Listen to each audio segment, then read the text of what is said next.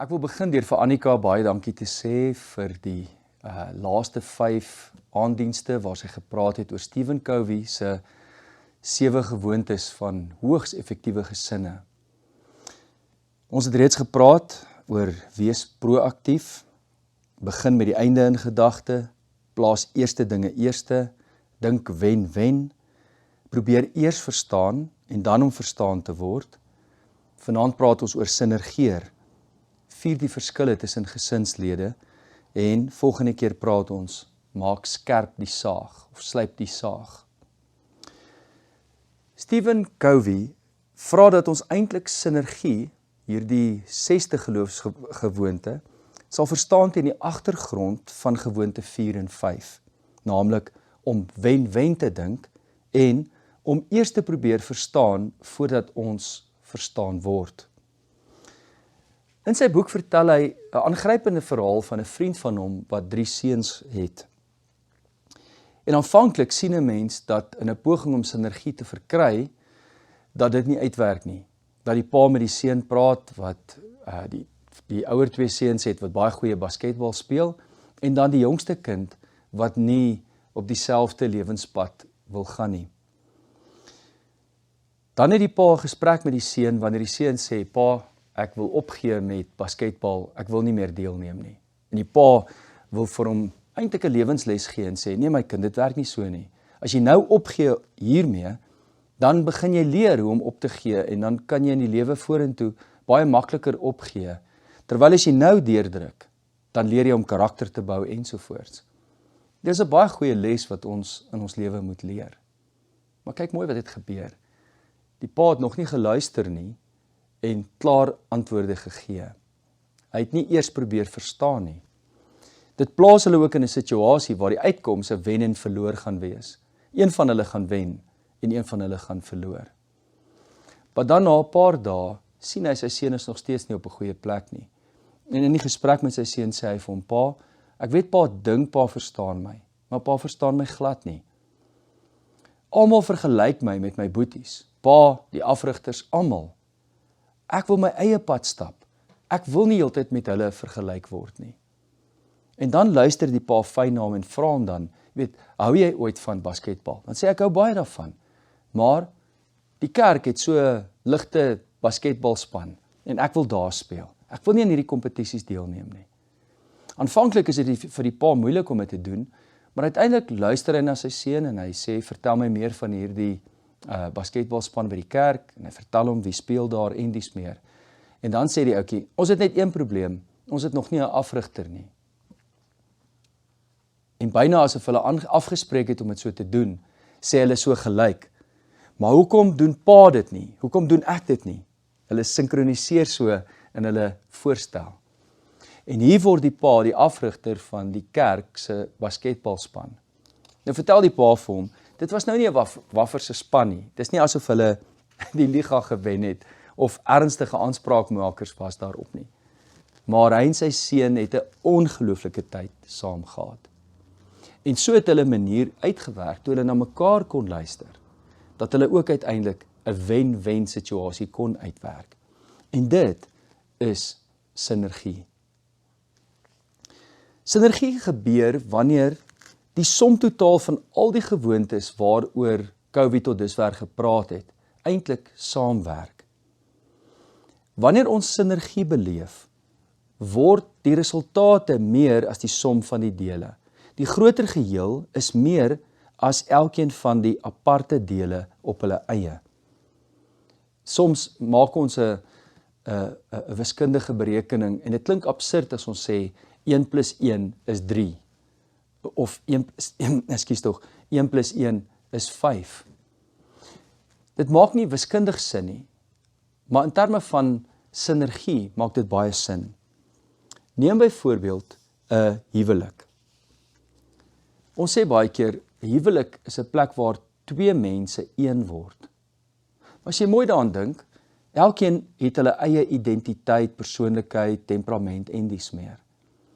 Wanneer 2 mense trou en een word elkeen van hulle nie minder nie.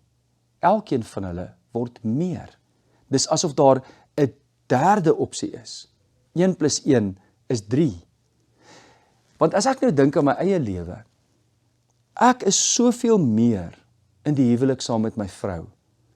En ek is soveel meer as mens in die dinamika van my gesinsverhoudinge.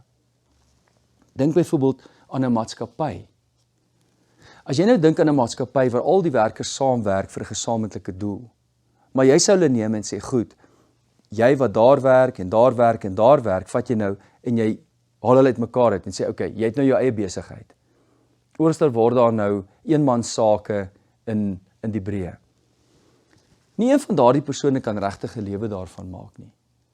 Maar wanneer hierdie mense vir 'n gesamentlike doel hulle kragte saamsnoer, vind daar sinergie plaas en hulle is gesamentlik soveel meer as wat hulle individueel saam is. Dink maar ook aan 'n weermag.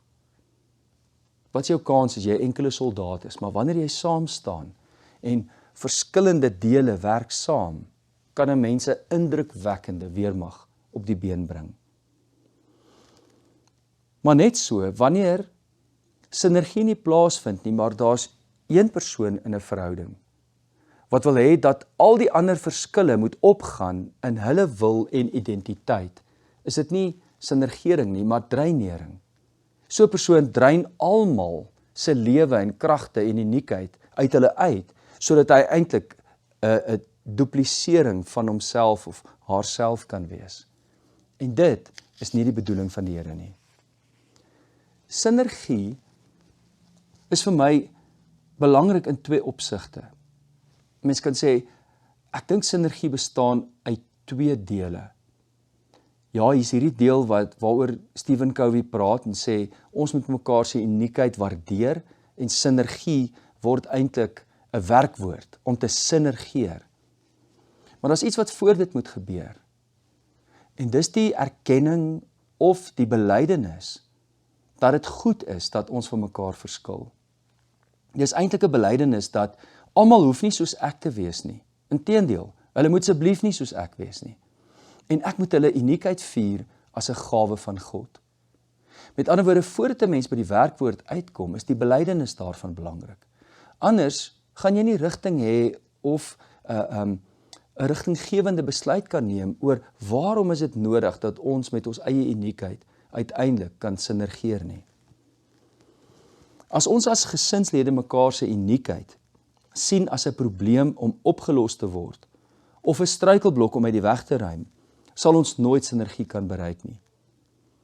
Ek wil Paulus se woorde voorhou wat hy met 'n gemeente in 1 Korintiërs 12 praat oor die waardevolheid van hulle unieke eienskappe gegee het as gawes van die Heilige Gees. Maar meer as dit, jy sien ook, dit gaan verder as dit, dat elkeen verskillende persoons eienskappe het, en temperament, en dies meer. En hoewel hy oor 'n gemeente praat, wil ek daardie woorde vanaand toepas op die gesin. En terwyl jy na hierdie woorde luister, wil ek jou uitnooi om te hoor, is daar vir jou ooreenkoms tussen 'n gemeente en 'n gesin? Hierdie woorde van Paulus het 'n gemeente se lewe verander. Het die kerk oor baie eeue gedien en gehelp om 'n eenheid te behou in hulle verskeidenheid. Kom ons lees nou saam 1 Korintiërs hoofstuk 12. Want soos die liggaam 'n eenheid is, maar uit baie lede bestaan, en al die lede lidmate van die liggaam, alhoewel hulle baie is, een liggaam vorm, so is dit ook met Christus. En ons is tog almal deur die een Gees en in een liggaam gedoop. Jode of Grieke, slawe of vry mense. Met ander woorde, jou verskille of jou statusse is irrelevant. Ons is almal met een Gees deurdrenk. Inderdaad, die liggaam bestaan nie uit een ledemaat nie, maar uit baie. As die voet sou sê, omdat ek nie 'n hand is nie, behoort ek nie aan die liggaam nie, behoort hy daarom nie aan die liggaam nie. En as die oor sou sê, omdat ek nie 'n oog is nie, behoort ek nie aan die liggaam nie, behoort hy daarom nie aan die liggaam nie. As die ganse liggaam oog was, waar sou die gehoor wees? As alles gehoor was, waar sou die reuk wees? Maar nou het God die ledemate, elke enkele een van hulle, in die liggaam geplaas volgens sy besluit. As alles een ledemaat was, waar sou die liggaam wees? Maar nou is daar wel baie ledemate, maar net een liggaam. Die oog kan tog nie vir die hand sê, ek het jou nie nodig nie. Of die kop weer vir die voete, ek het julle nie nodig nie. Maar God het die liggaam so saamgestel, sodat daar nie verdeeldheid in die liggaam sal wees nie, maar die ledemate in gelyke mate vir mekaar sal sorg. As een ledemaat ly, ly al die ledemate saam. As een ledemaat vereer word, is al die ledemate saam bly. Is dit nie die mooiste definisie van sinergie nie? As een lid van die gesin ly almal saam. En as een lid van die gesin vreugde beleef en volheid van lewe, van sin en betekenis, dan vier al die gesinslede dit saam. Maar kan jy sien, waar het Paulus begin? Hy het by die begin begin. God het julle verskillend geskape. Dis die belydenis. God het ons verskillend geskape. Dis nie 'n ontwerpfout nie. God het ons doelbewus so geskep. Ons verskil in terme van elkeen se gawes wat ons van die Here ontvang het. Ons verskil in persoonlikheid, van temperament, in belangstelling en ook vaardighede. As dit kom by die huwelik en die gesin, het ons nie waarborge dat alles sal uitwerk nie. Dat elke liewe ding wat ons aanpak, en selfs die wese van ons gesin wees, dat dit noodwendig sal slaag nie. Ons ken die gebrokenheid wat daar in die wêreld is. Maar dit beteken nie ons as gesinne moet so leef dat ons maar wag en kyk wat gebeur nie. Ek dink dis die hele punt wat Stephen Covey maak. Elke keer as ek Stephen Covey se boek lees, 7 Habits of Highly Effective People of Highly Effective Families, dan is die woorde net so waar en ek weet, as ek dit kan regkry wat hy hier beskryf, sal die kanse dat ek 'n sukses van my lewe kan maak, dat ek 'n goeie pa kan wees, dat ek my plek in die samelewing volledig kan uitleef en my lewensbestemming vervul, net soveel beter. So ons het nie waarborge oor die uitkoms nie, maar ons kan wel die kondisies skep, sodat die uitkoms positief kan wees. As ek 'n saadjie in die grond plant, as ek 'n boer is, het ek nie noodwendig uitkoms in wat gaan gebeur aan die uiteinde nie. Daar's baie dinge in die lewe wat kan gebeur. Maar ek kan sorg dat ek die kondisies skep, waar daardie plantjie die beste kans het, om uiteindelik te ontkiem en te kan groei en 'n volwaardige plant te word. En so is die gewoontes van Stephen Covey eintlik die skep van die kondisies, sodat ons lewensdoel hier op aarde kan uitleef. Daardie eerste 3 gewoontes skep eintlik die kondisie vir 'n gesin om in sinergie met mekaar te leef. Dit gaan oor ons identiteit, wie ons is in Christus. Dit gaan oor ons visie, waarvoor is ons hier op aarde, ons gesin ook spesifiek, is algemene visie, lewensdroom, maar ook ons as gesin, en dan ons prioriteite op grond daarvan. Nou weet ons waar ons tyd en ons energie moet spandeer, want ons het ons prioriteite bepaal. In 'n ewe aangrypende brief praat die Here met die gemeente in Efese, wat beslis ook uit gesinne bestaan het. En as die Here hier vir hulle hierdie woorde gee om seker te maak dat hulle as 'n gemeente eensgesind sal wees, wil ek jou weer die vraag vra. Luister 'n bietjie wat ons hieruit kan neem, ook vir ons gesinne. So sal ons uiteindelik almal kom tot die werklike eenheid in ons geloof en in ons kennis van die Seun van God. Dan sal ons, sy kerk, soos 'n volgroeide mens wees, so volmaak en volwasse soos Christus. Dan sal ons nie meer kinders wees nie. En hy bedoel nie hier kinders in die kom ons sê die ouderdom waarop hulle is en spontaan en ons hulle geniet nie. Wat hy bedoel is, ons sal nie onvolwasse wees nie. Ons sal nie verlei kan word nie. Die volgende woorde verklaar dit. Ons sal nie meer soos golwe op en af en heen en weer geslinger word deur elke wind van dwaalleer en vals leraars wat ons met hulle slinksheid en listigheid op dwaalweë wil wegvoer nie. Ons sal nie elke aktiwiteit in die lewe gryp wat ons kan verlei uiteindelik om uit te kom by wat die belangrikste is nie. Ons sal nie toelaat dat die verskille tussen ons geskille word nie. Ons sal in die krag van die Here tot die werklike eenheid in ons geloof kom en in ons kennis van die Seun van God.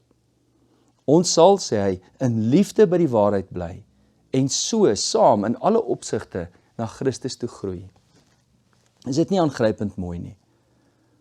Wanneer ons saam in liefde na Christus toe groei, is dit die kondisie waarin ons as mense, ons volle menswees kan uitleef, waar ons die skerp hoeke van ons verskille en geskille uiteindelik kan rondmaak, want ons leef in gehoorsaamheid teenoor die Here. Die verskillende liggaamsdele pas by mekaar en vorm same eenheid. Elkeen van hulle vervul sy funksie en so bou die liggaam homself op in liefde. Dit is uiteindelik die doel van God met elke gesin, dat elkeen van ons plek in die gesin sal vind en dat 'n gesin homself ook so in liefde sal opleef en sal in ons gehoorsaamheid daarin ons as gesin sal opbou en al meer eer gee aan God. Dit is so. Ons is absoluut uniek. Ons is 5 lede in ons gesin en ons is nie een dieselfde nie. Kan dit maak dat ons met mekaar ruzie het? Absoluut. Dit kan soveel misverstande en soveel konflik veroorsaak. Maar wanneer 'n mens gaan stil staan en besef dat God het ons so uniek gemaak en ons eenheid lê eerstens in die Here en die doel wat die Here vir ons lewens het, dan vind daar sinergie plaas. Dan vind ons maniere om saam met mekaar te leef, wat die groot geheel van ons gesin wees, soveel meer is as die som van die dele. Kom ons bid saam en ons vra dat die Here ons sal help om in sinergie te leef, om eensgesind te leef voor hom. Kom ons bid saam. Hemelse Vader, U ken die uitdagings op ons pad. Here, wanneer ons as gesinne in verskillende rigtings trek, as ons van mekaar verskil omdat ons uniekheid as 'n probleem sien, val gesinne uit mekaar uit, dryf gesinslede net verder en verder uit mekaar uit. Verwyd ons mekaar vir wat U as goed bedoel het. Help ons, Here, om 'n onderskeid te tref tussen ons eie uniekheid en om op verkeerde paaie te loop of op verkeerde maniere op te tree. Dat ons nooit ons persoonlikheid as 'n verskoning sal gebruik omdat ons verkeerd optree nie. Maar help ons om ons identiteit in U te vind, om 'n gesamentlike visie as gesinne te kan uitwerk, te kan praat oor, rondom die etenstafel oor te kan gesels en te kan vier, om verstellings te kan maak wanneer ons nie is waar ons moet wees nie. En uiteindelik, Here, 'n visie te sien en te beleef, waar ons weet dat ons op pad is na môre, na 'n mooi môre, en dat U nuwe toekomsmoontlikhede oopsluit. Help elke gesin waar daar gebrokenheid is, konflik is en misverstand, waar mense uit mekaar uitdryf, agter toe deure sit. Wil U tog deur die Gees vir ons nuwe moontlikhede gee om te leef, gehoorsaam aan U.